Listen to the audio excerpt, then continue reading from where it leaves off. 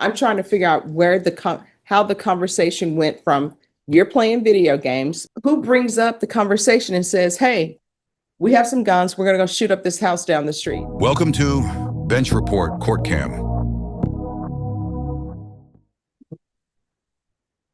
All right. Ethan Rosales. Sorry, Judge, and I'm going to have one witness on this one. Okay.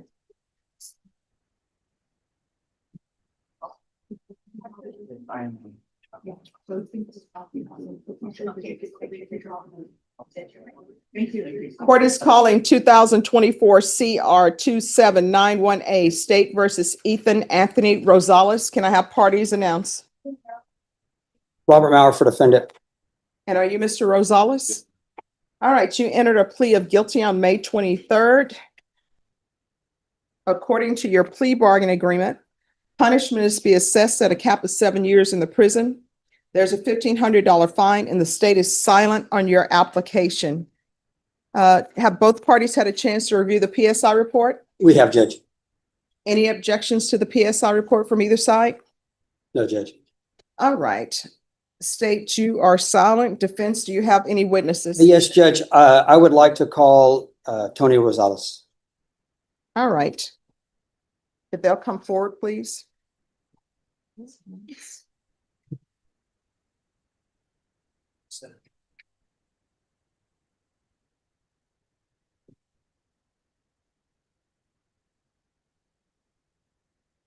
Hello. Morning. All right, just give me one moment, counsel.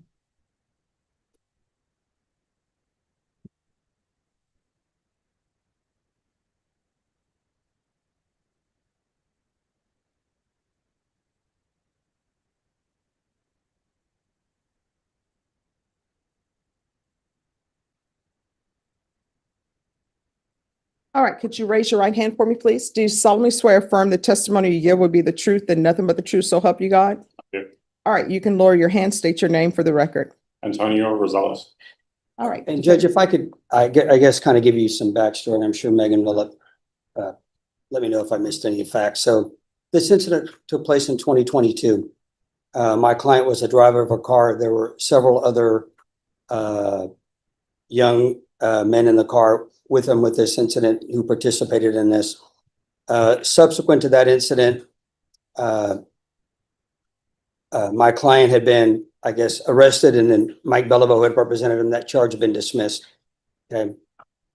Since that time, Ethan he got a job. He became a licensed security guard, passed his level 3, and was, I think, had turned his life around from this incident. And then this charge came back up, and that's what brings us here today. Oh, so I can be sure. So he became a licensed security guard, then this charge popped up. Yes, then this subsequent charge, yes. So he had passed all his levels. He was licensed to carry a firearm as a security guard. He had passed all the testing, all the background checks. And then I guess the case got refiled as the deadly conduct. At least 2 of the other juveniles in the car with him, I think, subsequently have been arrested and charged with capital murder. And which is why he's here as a co-defendant on the deadly conduct charge. So obviously the boys he was with that night, and it's noted in the offense report, he after work had gone to this Nathan kid's house, and that's how he ended up being involved in this situation. And the capital murder charge has absolutely nothing to do with this offense. No.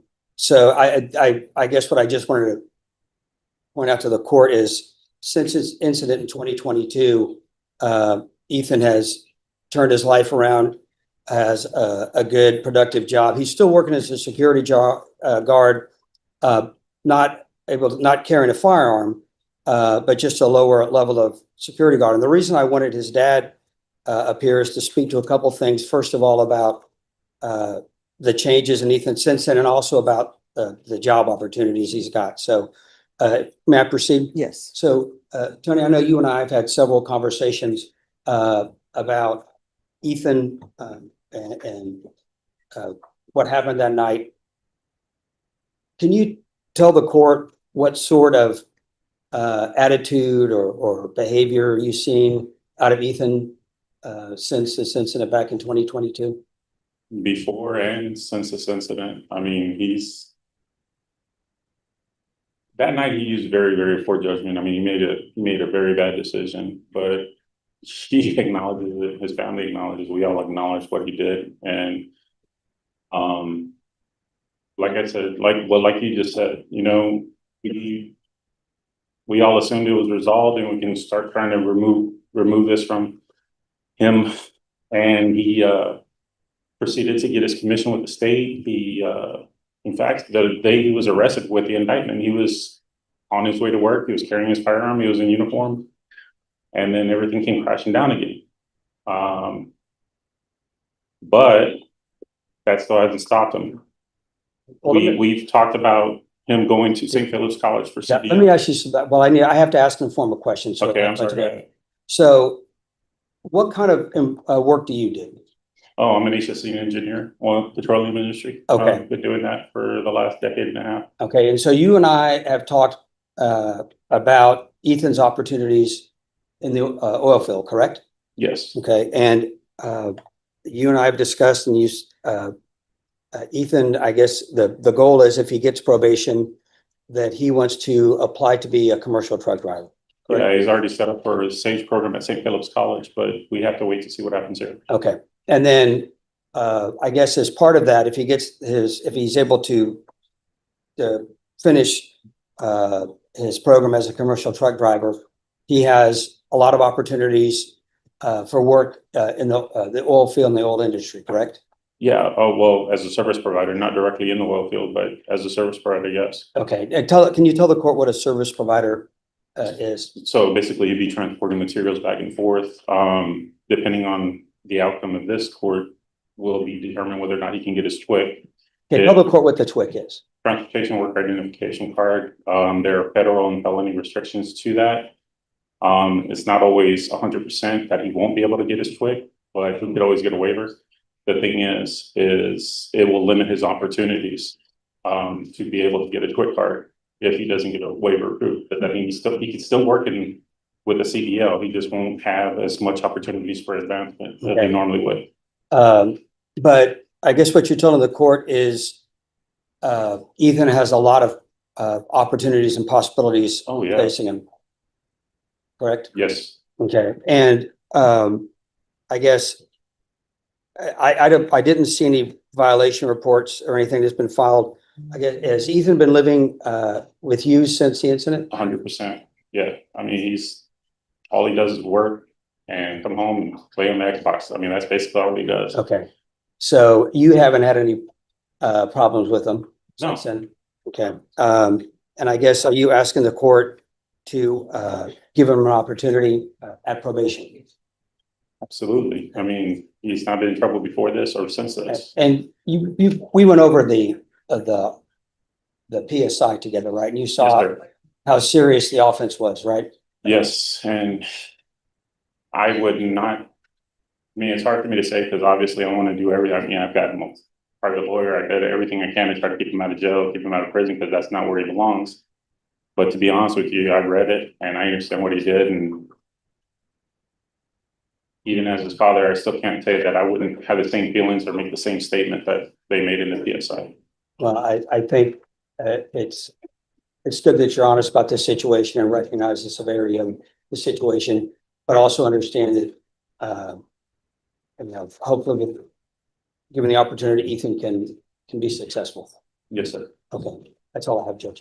And Judge, I had given these to Megan. These are just some of his withholding stuff and some of the state licensing stuff.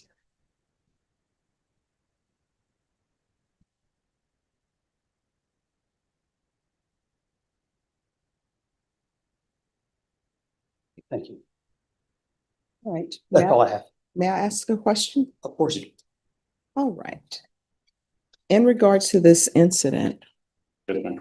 was he living with you during this time? Yes. All right. And these people he was involved with, did you know them beforehand? No. If I could clarify a little bit. Sure.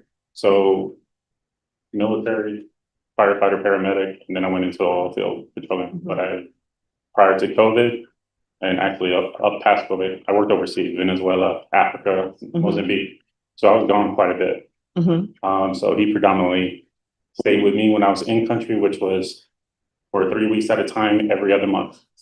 But the rest of the time he stayed with his mother on that side of town. Okay. So yes, he had those friends and everything happened on the west side of town, southwest side of town. I live on going towards Floresville off of 181. Since this incident, I've been home 100% of the time. I work in West Texas now. And yes, he lives with me 100% of the time now. So I'm not saying this is an excuse because it's definitely not an excuse. I was absent a lot with him growing up because I was overseas.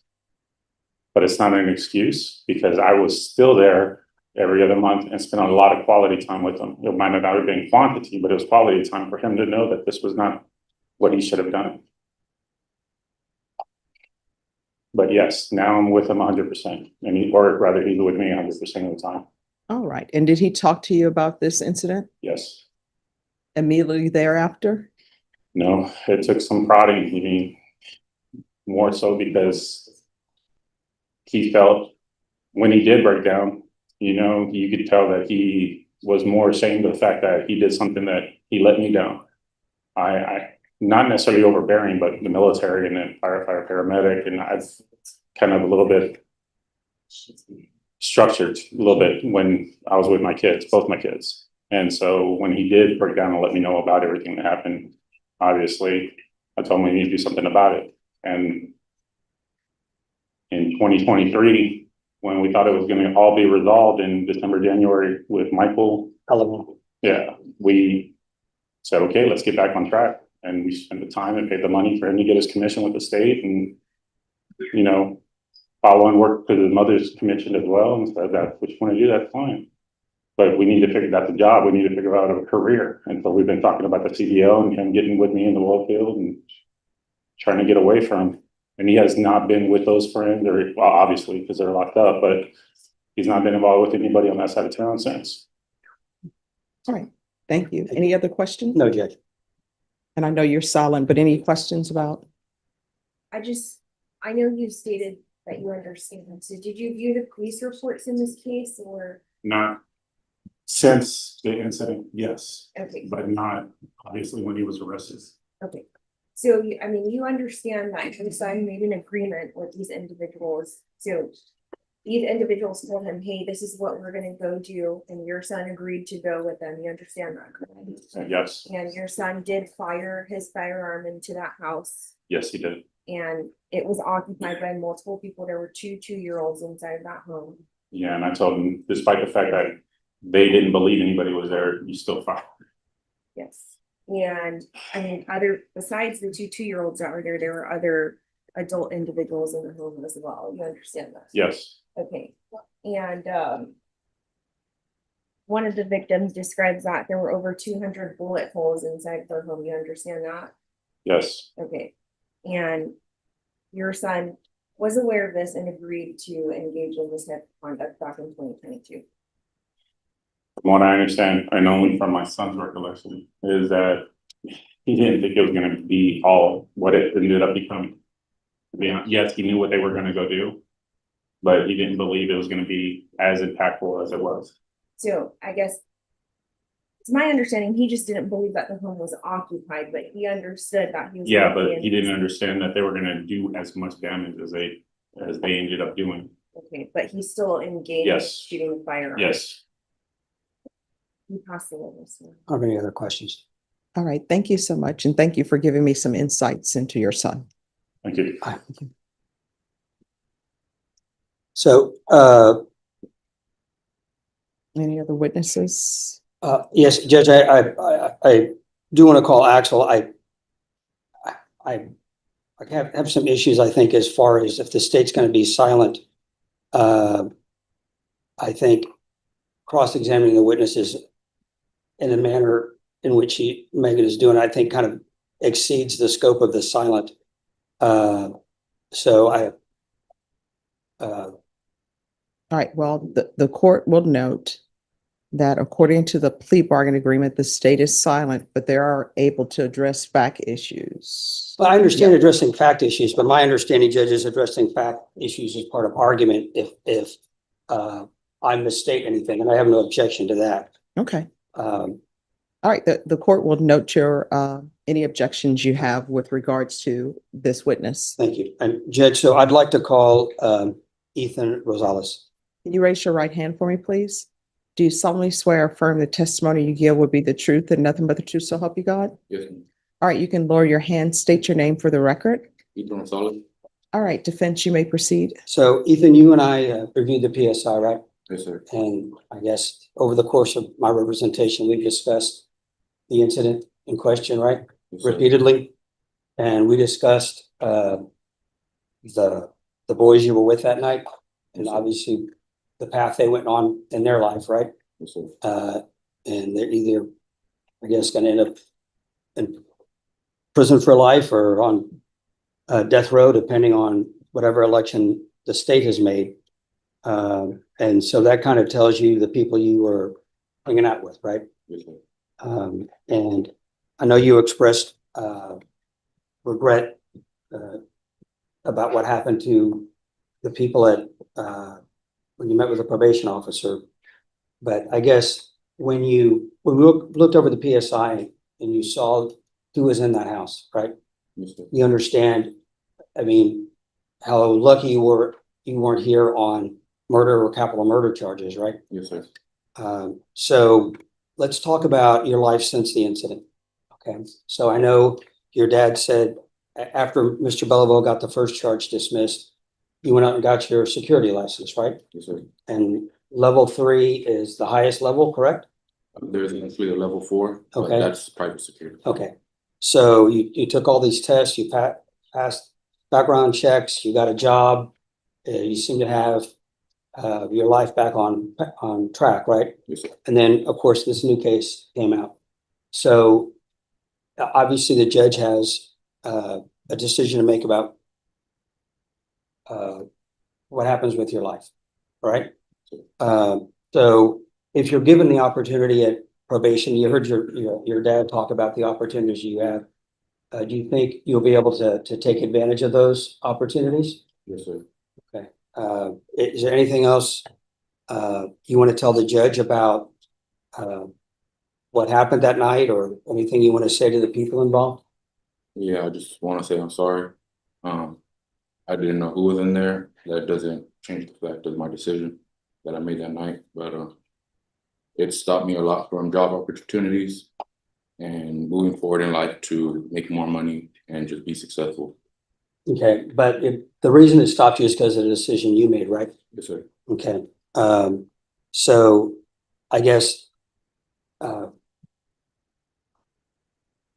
if given the opportunity, do you think you'll be able to comply with any orders or conditions the judge imposes? 100%. Okay, all right, I have nothing further.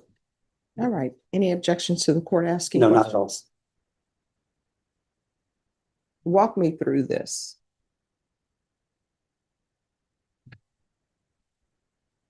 Friends come to you. Were they your friends? If I thought they were All right. So how did you meet them? How did you all become friends? just growing up in the school, playing basketball at the park, stuff like that. All right. Were these your only friends? I have more friends. All right. So explain to me how this happened. You have some friends who come to you. So they come to you and what do they say? About that night, Yes. I ended up going to their house and they let me know. All right. So you go to their house. Did they call to you and say, hey, come over, let's have, let's meet? Or how did it come to be that you ended up at their home? I was just getting off of work. I ended up stopping by their house. They let me know. All right. So you stop by their house. I like to do things step by step. So you stop by their house. What do you do when you get there? Are you all playing Video games. Yes, playing video games? And so you're playing video games, and tell me how the conversation goes. I guess they had information of somebody who was in that house, basically. It was down the street, so we just get caught up. Well, no. Because I'm trying to figure things out and I'm trying to figure out what your mindset is. You know, I think your attorney and other people, if somebody comes to them and say, hey, we're playing video games, but come with me. We're going to go shoot up this house. You know, here's your gun. Let's go shoot up this house. I'm trying to figure out what your mindset was and all of that. So you're playing video games. Were you drinking? Ma'am, All right. So you're not drinking. You're sober. Were they drinking? no, no, no. So they're not drinking. They're sober. So how does the conversation go? It was more of a retaliation thing. No. I mean, like, what's the conversation? You're sitting, you're playing video games, you know, maybe somebody's, you know, talking trash about, you can't win, I beat you.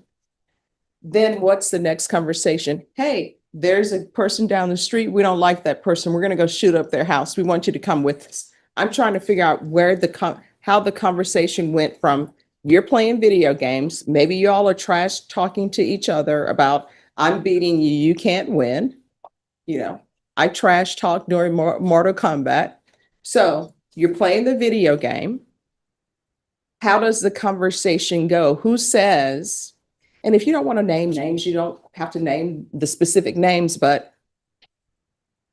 you know, who brings up the conversation and says, hey, we have some guns. We're going to go shoot up this house down the street. How does that conversation happen? So I was at work. I got there. We were playing games. They let me know that they had information from. Who's they? So what she's at, what she's trying to get is specific of the conversation. Names. Yeah, who brought it up? I would say Chris.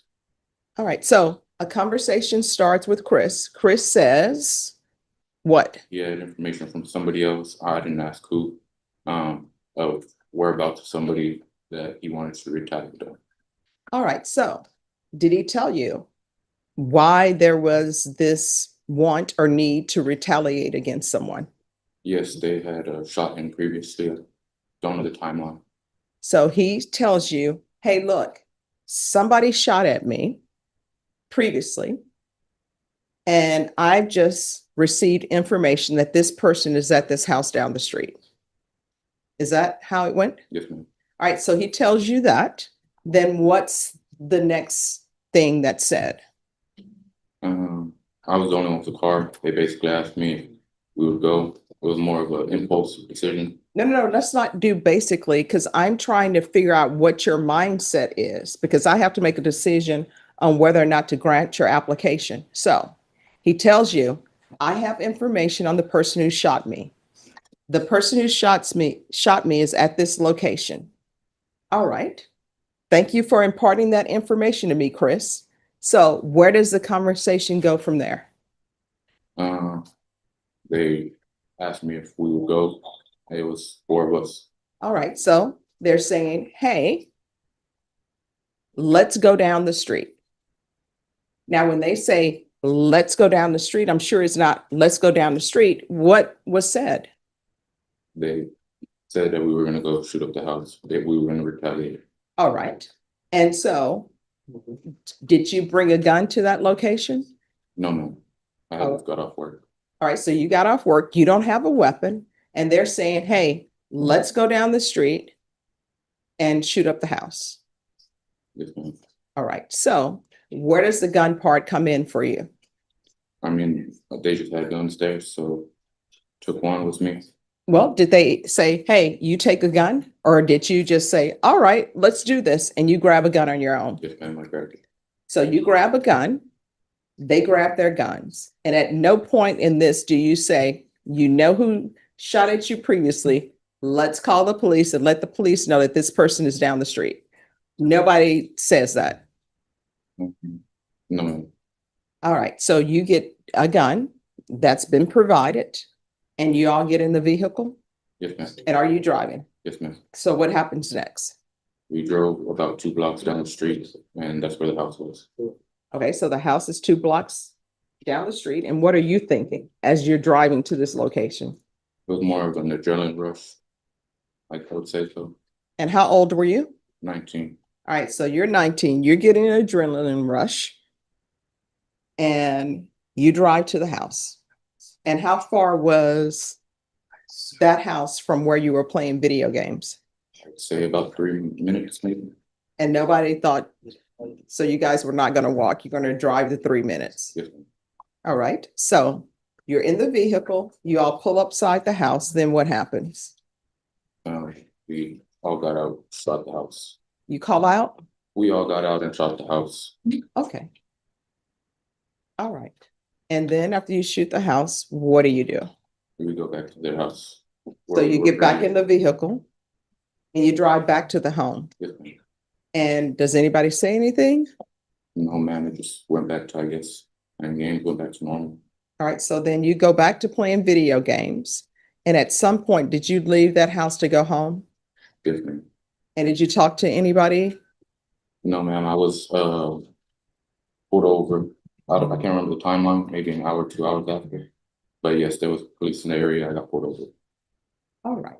Any further questions? No, Judge. I just have one factual relates to smoke box. So I guess when you were pulled over, you didn't immediately stop, isn't that correct? Yes, ma'am. Okay, you ended up in a crash, right? And you're saying that that firearm did not belong to you, you got it from the other people that you're hanging out with? Yes, ma'am, but I did take it with me. Okay, and it was located in your car, right? Or, and then you told police on that day that you threw it out because you didn't want to get caught with it, is that correct? Yes, ma'am. We possibly studied. All right, defense. I think it's just argument, Judge. All right, the court will hear argument. So, Judge, obviously this is a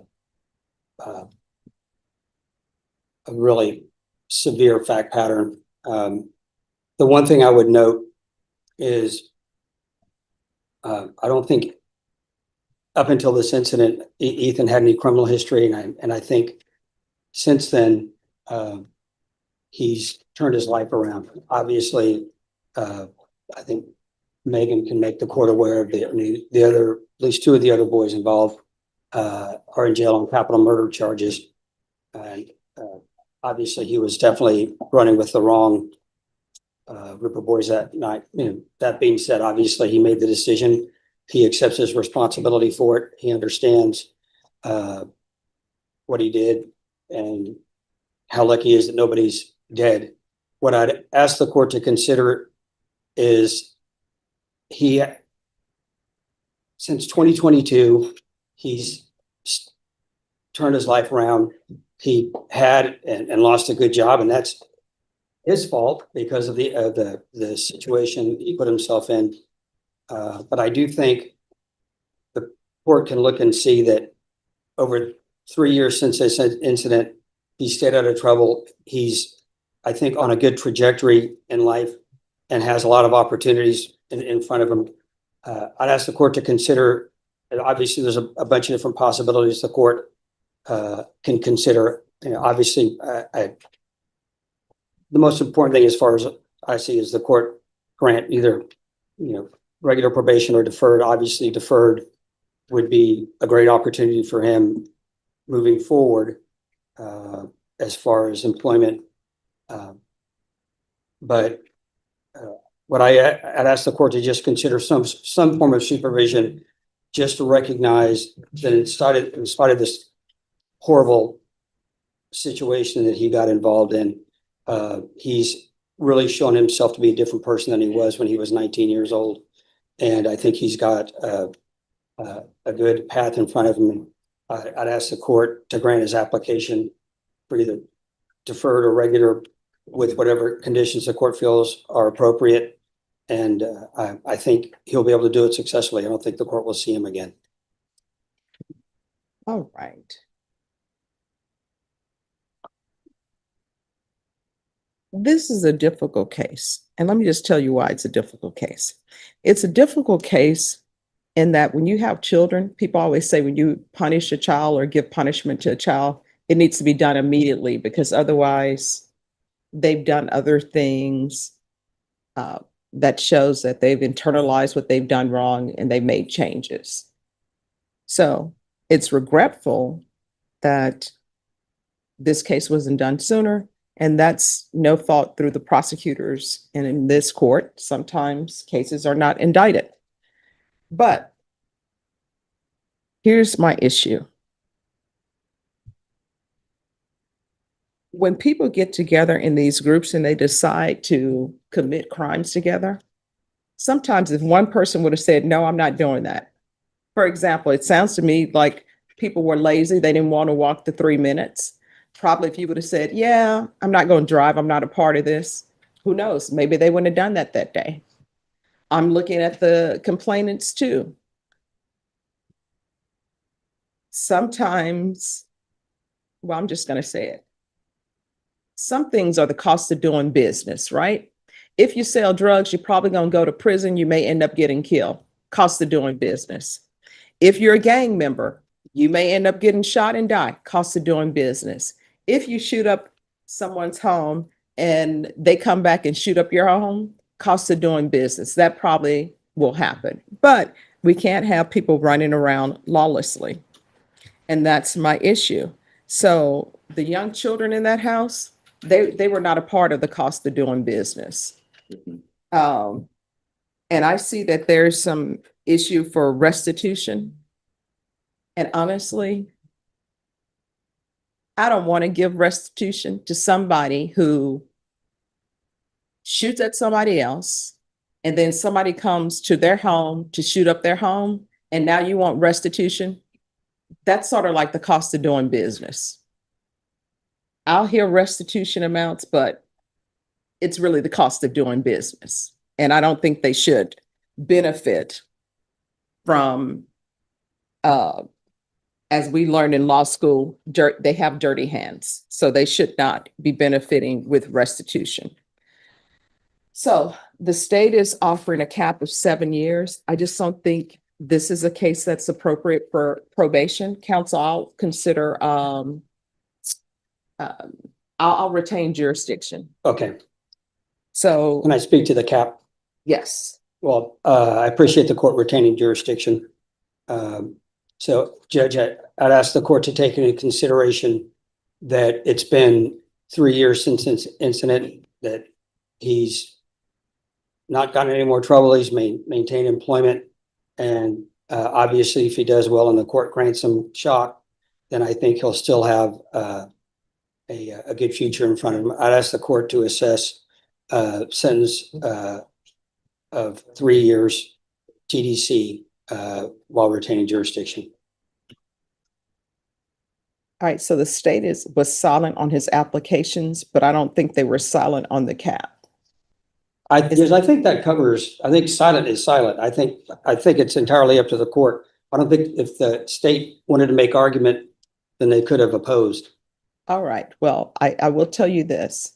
According to the plea bargain agreement, it says the state will make no recommendations to the application for deferred or community supervision. But state, if you have nothing to say with regards to the cap, the court will make its own decision based upon the stipulations, the PSI report, and defense's argument. I get Judge.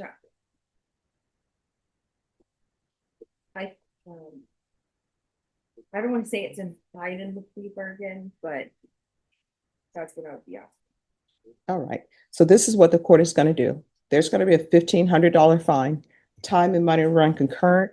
The court will sentence you to 4 years in the prison, give you credit for any time served. And with regards to the restitution, and I'm serious about with regards to the restitution, you really need to come to court with the clean hands. You can't be a part of this life and then want restitution. But state, was there any restitution? Judge, they did give an amount to riot officer, the homeowner. And that was $15,740.65, but it says that the out of pocket actual expenses were $6,980. All right, so here's the question for the court.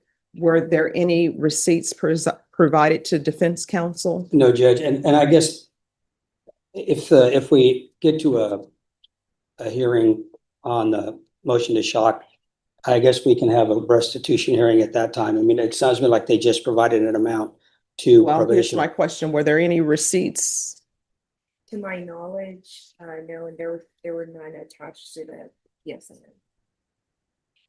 All right. So the court doesn't have any receipts before it with regards to restitution. So Judge, I guess barring that, I mean, I don't think the court can impose restitution based upon estimates or just generic statements from the complainants. So at this point in time, the court does not have any concrete evidence, not even Have a seat. preponderance of the evidence. Seat. The court doesn't even have a preponderance of the evidence for restitution. So at this time, the court is going to say there's $0 for restitution. Is there anything else with regards to sentencing? No, Judge. All right, did you review the document entitled Trial Court Certification of Defendant's Rights to Appeal with your attorney? Did you understand it and sign it? Yes, All right, because this is a plea bargain agreement, because I followed your plea bargain agreement, and because you waive your right to appeal, you do not have the court's permission to appeal. Because this is a felony conviction, you're not allowed to own or possess any weapons or ammunition. If you have a question over what a weapon or ammunition is, you'll need to speak to an attorney. Do you understand? All right, off the record. Here's the thing. If you strongly want the court to consider perhaps giving you shock probation, you had better show me something that you are doing while you are in custody at the prison. Do you understand? Okay. All right, good luck to I'll you. Oh. talk to him. There's any Okay. victim impact statement, you think? Is there a victim impact? Nope. Thanks for watching. Stick around longer and click the highlighted videos to your right. See you there.